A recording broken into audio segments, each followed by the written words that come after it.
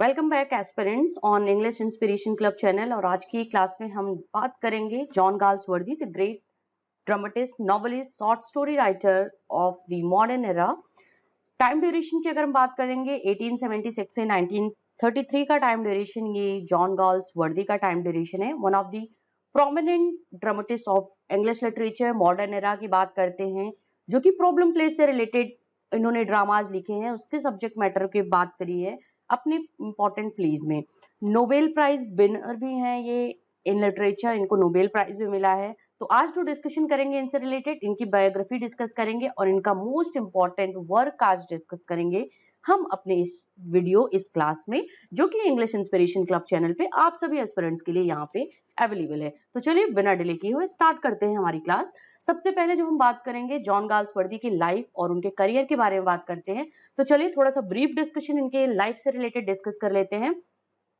John Galsworthy was born on 14th of August 1867 and died on 31st January 1933। 1933 में इनकी death हुई थी और 1867 में इनका बर्थ हुआ था। 1933 वो टाइम था कि after 1 year of getting Nobel prize winner, जब ये 32 में नोबेल प्राइज मिलता है इनको 1932 में, उसके 1 ईयर के बाद में इनकी डेथ होती है। तो इससे आप जल्दी कनेक्ट कर सकते हो इसको और याद हो जाएगा कि इनकी डेथ ईयर कब हुई थी या किस ईयर में इनकी डेथ हुई थी। तो वो था कि आफ्टर गेटिंग नोबेल प्राइज। तो नोबेल प्राइज इनको 1932 में, ये सभी एस्पिरेंट्स को पता होगा अगर हम जॉन गाल्सवर्दी से बात करते हैं तो he was great English novelist, play right.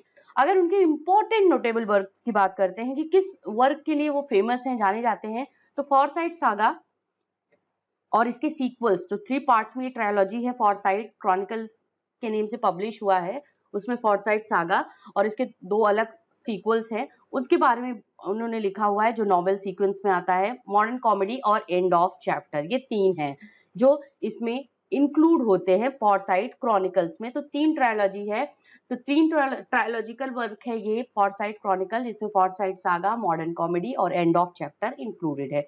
इसके साथ ही साथ अगर हम इनके अदर प्लेस की बात करते हैं, एज अ ड्रामेटिस्ट बात करते हैं, तो बहुत important silver box, justice, tribe, loyalties, ऐसे कुछ इंपॉर्टेंट प्लेज इन्होंने लिखे हुए हैं। तो चलिए अब हम बात कर लेते हैं गाल्सवर्दी की बॉर्न की, कि कहाँ पे इनका बेसिकली इनका बर्थ किस जगह पे हुआ था। He was born at Kingston Hill in Surrey, England, into establish wealthy family. एक बात करते हैं अगर जॉन गाल्सवर्दी की फैमिली स्ट्रक्चर की या फैमिली उनका बैकग्राउंड क्या था, तो वो वेल्दी फैमिली से बिलोंग करते थे। सन ऑफ जॉन ब्लैंस बिले, ये उनकी माँ थी, एंड गाल्सवर्दी, तो ये थे इनके पेरेंट्स। जॉन गाल्सवर्दी इनके फादर का नेम था एंड ब्लैंच बेले was the mother of Galsworthy. He attended Harrow and New College, Oxford, training as a barrister and was called to the bar in 1890। क्योंकि इनकी फैमिली का जो profession था वो एक लॉयर सॉलिसिटर का प्रोफेशन था, एक लॉयर प्रोफेशन से बिलोंग करते थे। इनका फैमिली एक लॉ के प्रोफेशन से बिलोंग करते थे, इनके फादर, इनकी फैमिली। और शिपिंग का भी बिजनेस था इनके पेरेंट्स का, इनके फादर का। तो ये जो इन्होंने स्टार्टिंग अपनी एजुकेशन ली, एजुकेशन की बात करते हैं तो दैट इज फ्रॉम हैरो जो स्कूल था, और उसके बाद न्यू कॉलेज ऑक्सफोर्ड से इन्होंने अपनी एजुकेशन जो थी वो गेन की। और इन्होंने एज अ बैरिस्टर इनकी ट्रेनिंग हुई, जो कि 1890 में इनको बार बुलाया गया, जो बार एसोसिएशन होता है, लॉ से रिलेट करता है, वहां पे इनको बुलाया गया। मीन्स इनको वहां पे उपाधि दी गई एज अ बैरिस्टर की। तो फैमिली बिजनेस जो था वो शिपिंग का भी था, इसके साथ ही साथ इनके फादर जो थे वो बैरिस्टर भी थे। तो एक ट्रेडिशन था कि आप इसी चीज को फॉलो करो, बट जो था कि इनको लॉ का प्रोफेशन कुछ ज्यादा पसंद नहीं आया था, इसीलिए ये वहां की जगह पे ये शिपिंग के बिजनेस पे चले गए। वहां पे एक टूर लिया कि मैं अपने शिपिंग जो कंसाइनमेंट्स हैं या शिपिंग जो हमारा बिजनेस है, चलो मैं उसको टूर करता हूँ, उसको उसकी देखभाल करता हूँ। उसके लिए वो बैरिस्टर सी मीन्स जो लॉ का प्रोफेशन था उससे कहीं दूर भागने के लिए ये शिपिंग पे चले गए, अपने शिपिंग बिजनेस को ज्वाइन किया इन्होंने। और जहां पे इनकी मुलाकात किससे होती है, जोसेफ कॉनरेड से होती है। He met Joseph Conrad, then the first mate of sailing ship moored in the harbor of Adelaide. Adelaide में जब शिपिंग का हार्बर हो रहा था तो वहां पे इनकी मुलाकात जोसेफ कॉनरेड से होती है ऑस्ट्रेलिया में। and the two future novelists became close friends. Joseph Conrad आप सभी जानते हो ग्रेट नॉवेलिस्ट हैं इंग्लिश लिटरेचर के, और इन दो ग्रेट नॉवेलिस्ट की मुलाकात होती है और ये दोनों ग्रेट नॉवेलिस्ट क्या होते हैं, दोनों एक दूसरे के फ्रेंड हो जाते हैं। और कहीं ना कहीं कॉनरेड का जो कंट्रीब्यूशन था, अगर हम बात करते हैं तो जोसेफ कॉनरेड ने एक तरीके से इग्नाइट किया है जॉन गाल्सवर्दी की जो राइटिंग स्किल है उसको, और इन्होंने बताया है कि यस आप राइटिंग में ट्राई करो, नॉवेल लिखो, ऐसी कुछ चीजें लिखो, because you have the potential of doing that. Heart of darkness Joseph Conrad का इंपॉर्टेंट जो शॉर्ट स्टोरी है उसके बारे में मैं आपको बता दे रही हूँ। इन्होंने ये लिखा है, लॉर्ड जिम लिखा हुआ है। तो कुछ इंपॉर्टेंट वर्क्स इनके भी हैं जिनको जॉन कॉनरेड ने लिखा हुआ है, जोसेफ कॉनरेड ने लिखा हुआ है। इंपॉर्टेंट नॉवेलिस्ट हैं Joseph Conrad and John Galsworthy, तो ये दोनों फ्रेंड्स होते हैं। इसके बाद की बात करते हैं तो 1895 में गाल्सवर्दी का अफेयर स्टार्ट होता है, मतलब इनकी शादी का, इनकी मैरिज लाइफ की अगर हम बात करते हैं तो इनका जो अफेयर होता है वो एडा नेमेसिस पियर्सन से होता है, जो कि वाइफ होती हैं उनके कजन की ये वाइफ होती हैं, उनसे इनका अफेयर स्टार्ट होता है। आफ्टर हर डिवोर्स, जब एडा नेमेसिस का डिवोर्स होता है तो यहाँ पे ये दोनों शादी कर लेते हैं 23 सितंबर 1905 and stayed together until his death in 1933. 1905 में they got married and in year जब उनकी डेथ होती है 1933 में, तो ये एक हैप्पी मैरिड लाइफ वहां पे स्पेंड करते हैं। बट एडा नेमेसिस पियर्सन की बात करें, she was the wife of his cousin, but यहाँ पे इनकी डेथ मींस वो उनका कुछ एक उनकी जो लाइफ होती है कजन और उनकी एडा की, वो कुछ अच्छी लाइफ नहीं चल रही होती है। मैरिड लाइफ की बात करते हैं तो डिवोर्स देने के बाद जॉन गाल्सवर्दी से 1895 में इनकी शादी होती है। मिलते हैं 1895 में, बट शादी इनकी 1905 में होती है एडा से। एंड गाल्सवर्दी एडा got married on September 23, 1905। Next important fact की बात करेंगे, during first world war he worked in hospital in France and an orderly after being passed over the military service. तो वर्ल्ड वॉर में भी Galsworthy ने contribute किया है England की तरफ से, ब्रिटिश गवर्नमेंट की तरफ से, और वो एक हॉस्पिटल में, फ्रांस के हॉस्पिटल में वो काम किया करते थे। तो इनका फर्स्ट वर्ल्ड वॉर में भी एक कंट्रीब्यूशन था as a volunteer. Next one we have Galsworthy was offered knighthood in 1918 but he refused it. इन्होंने ये उपाधि जो थी नाइटहुड की, जो इंग्लिश गवर्नमेंट की तरफ से दी जाती थी, इंग्लिश जो मोनार्की थी उसकी तरफ से दी जाती थी, बट ये जो एक उपाधि थी नाइटहुड की, ऑनर था, इसको गाल्सवर्दी ने रिजेक्ट कर दिया था और ये 1918 में रिजेक्ट करा था। और यहाँ पे इंपॉर्टेंट क्वेश्चन आपके लिए बन सकता है, तो प्लीज इसको नोट डाउन कर लीजिएगा, ये इंपॉर्टेंट क्वेश्चन, ठीक है। इसको in which year he refused knighthood honour, तो आपको वहां पे आंसर ये करना होगा, ठीक है, दैट इज 1918। नेक्स्ट वन बात करेंगे हम यहाँ पे इंपॉर्टेंट फैक्ट इनकी लिटरेरी करियर से related. From the Four Winds was Galsworthy's first published work 1897, a collection of short stories. ये भी important है, कभी कभी कंफ्यूज हो जाता है कि कहीं From the Four Winds क्या इनका नॉवेल है या शॉर्ट स्टोरी है या ड्रामा है, तो ये शॉर्ट स्टोरी है जो कि 1897 में फर्स्ट वर्क इनका था जो कि पब्लिश हुआ है। इन्होंने अपना career as a short story writer start किया। अगर लिटरेरी करियर की स्पेसिफिकली बात करते हैं तो ये जो था ये स्टार्ट किया है एज अ लिटरेरी राइटर, और वो किसमें, शॉर्ट स्टोरी राइटर के फॉर्म में स्टार्ट किया है, ठीक है, शॉर्ट स्टोरी राइटर।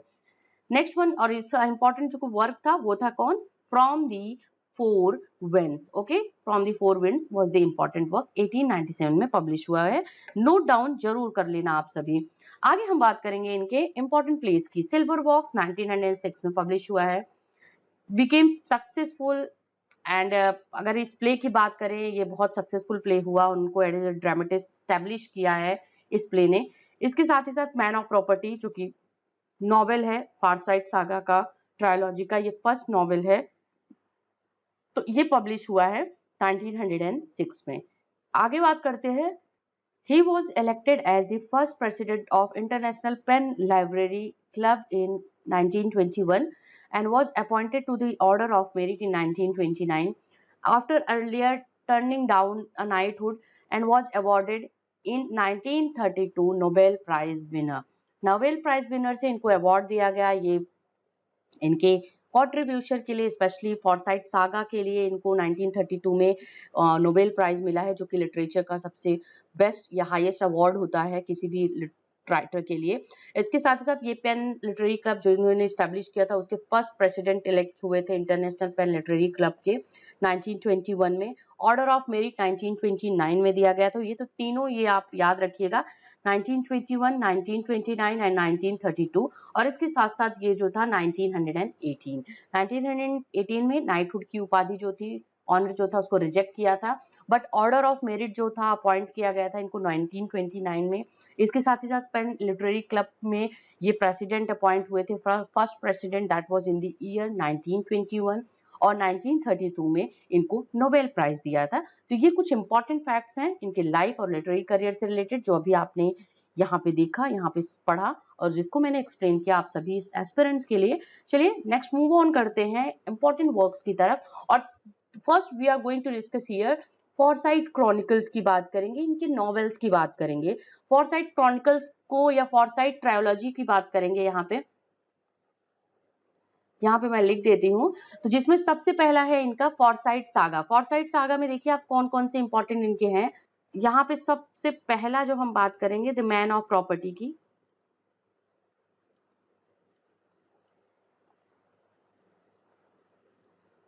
ठीक है, 1906 का ये था, ये इनका फर्स्ट नॉवेल था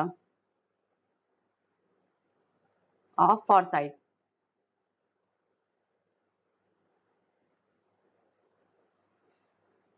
ठीक है, ये इनका फर्स्ट नॉवेल था। The Man of property was the first. इसके बाद इंडियन समर, ये फॉरसाइट है, ये इंटरल्यूड है इनका फॉरसाइट सागा का। In Chancery is the second book of the Forsyte Saga. Awakening is the second interlude of the Forsyte Saga. To Let is the third book of the Forsyte Saga. ये books जरूर ध्यान दीजिएगा। Forsyte saga में 3 novels और 2 interludes हैं। First novel was The Man of Property, second novel was In Chancery, और third novel है जो इनका टू लेट है। और ट्रायोलॉजी इसमें इसके इंटरल्यूड्स की बात करते हैं तो इंडियन समर है और अवेकनिंग है। नेक्स्ट जो इनका फॉरसाइट क्रॉनिकल में जो नेक्स्ट ट्रायोलॉजी है, नेक्स्ट वर्क है जो A Modern Comedy. Modern Comedy 1929 में पब्लिश हुआ है। इसकी जो फर्स्ट बुक थी मॉडर्न कॉमेडी की, that was the first novel White Monkey. Silver Spoon is the second book. Silver Spoon से रिलेटेड क्वेश्चन जरूर पूछा जाता है आपसे।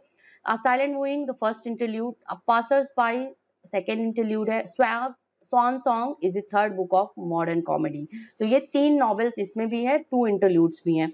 इसके साथ ही साथ अगर हम नेक्स्ट बात करते हैं end of the chapter, made in waiting is the first book of the end of chapter. 1934 में ये पब्लिश हुआ है। Flowering wildness the second book of end of chapter. And इसके साथ ही साथ है one more river originally over the river, ये 1933 का वर्क है, third book of the end of chapter. तो ये पूरा है इनका फॉरसाइट ट्रायोलॉजी, जो कि 3 Forsyte saga, for modern comedy और एंड ऑफ चैप्टर में डिवाइड है। इसमें अलग अलग बुक्स में अलग अलग नॉवेल्स और इंटरल्यूड्स इंक्लूड किए गए हैं। इनको आप एक बारी ध्यान से नोट डाउन कर लो। आगे जो हम बात करेंगे इंपॉर्टेंट प्लेस की, चलिए बात कर लेते हैं। इंपॉर्टेंट प्लेस में Silver Box is the first one play that was published by John Galsworthy. 1906 का टाइम था। इंपॉर्टेंट प्लेस हमने यहाँ पे डिस्कस करा हुआ है। स्ट्राइफ है 1909 में लिखा गया है। Joy it's 1909। Justice is an important play that was publish in the year 1910। इसके बाद लिटिल ड्रीम की बात करते हैं 1911। साथ ही साथ है पिजन 1912।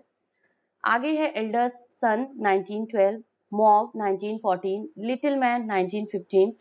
साथ ही साथ स्किन गेम 1920, अ फैमिली मैन 1922 में पब्लिश हुआ है। लॉयल्टीज की जो हमने बात की 1922 में पब्लिश हुआ है। स्केप जो है 1926 का। ये इम्पॉर्टेंट नॉवेल्स हैं, इम्पॉर्टेंट प्लेज हैं ये। इन प्लेज को आप इनके डेट्स के साथ में जरूर ध्यान दीजिएगा, ईयर किस ईयर में ये पब्लिश हुआ है। जैसे लॉयल्टीज है 1922 का, फैमिली मैन है a Family Man 1922, Skin Game 1920, एल्डेसन 1912, पीजन 1912, जस्टिस जो है 1910, Strife 1909 and Silver Box is 1909. 6. Next one we have the essays. कुछ essays इन्होंने लिखे हैं. Quality 1912 में. The Inn of Tranquility ये पूछा जाता है, important है, इसको नोट डाउन कर लेना आप सभी. 1912 में ये पब्लिश हुआ है. Address in America 1912. और कुछ अदर वर्क्स भी इन्होंने लिखे हुए हैं जो कि हम यहाँ पे देखते हैं. From the Four winds, short story writer, short story जो हमने यहाँ पे स्टार्टिंग में ही आपको बता दिया था जब ये वीडियो हम स्टार्ट कर रहे थे, क्लास स्टार्ट कर रहे थे. ये शॉर्ट स्टोरी था फ्रॉम द फोर विंड्स. तो फर्स्ट वर्क था इनका, first work of John Galsworthy, J Galsworthy. ठीक है, 1979 में पब्लिश हुआ है. जॉन सिन जॉन के नेम से. John Sinjohn was the pen name of Galsworthy. ठीक है, इसके साथ ही साथ जॉयसेलिन है, 1898 में पब्लिश हुआ है, ये भी जॉन सिन जॉन के नेम से. मैन ऑफ डीवन 1901 में लिखा गया है जॉन सिन जॉन के नेम से. विला रिब्यूल एंड अदर स्टोरीज भी जॉन सिन जॉन के नेम से इन्होंने लिखा है, पेन नेम से. आइलैंड फ्रेडिसिस जो है ये इन्होंने अपने नेम से लिखना स्टार्ट किया, तो यहाँ पे ये जॉन गाल्सवर्दी के नेम से इन्होंने स्टार्ट किया था ये लिखना, पब्लिश किया था. ठीक है, तो कभी एग्जाम में क्वेश्चन पूछ सकता है कि from which work he started writing as his own name John Galsworthy. तो वो आइलैंड फ्रेडिसिस है, 1904 का वर्क है. A commentary 1908, Fraternity 1909, A Justification of the Censorship and Dark Flower 1913, Freelance 1915, Shape 1916, Beyond 1917. तो ये अदर वर्क्स जो इनकी short story collection में काउंट होते हैं यहाँ पे मेंशन है.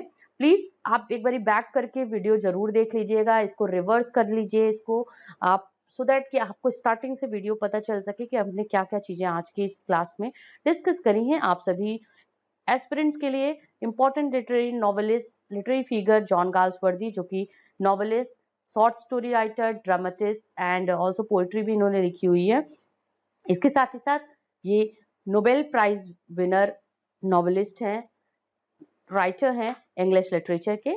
तो please go and watch this video from the starting. आपको इंपॉर्टेंट फैक्ट इनकी लाइफ और लिटरेरी करियर से मिलेंगे. तो हम किसी और इंपॉर्टेंट टॉपिक से बात करेंगे अपने नेक्स्ट वीडियो में. Till then keep watching English literature here on this channel, English Inspiration Club. Thank you very much everyone for watching this.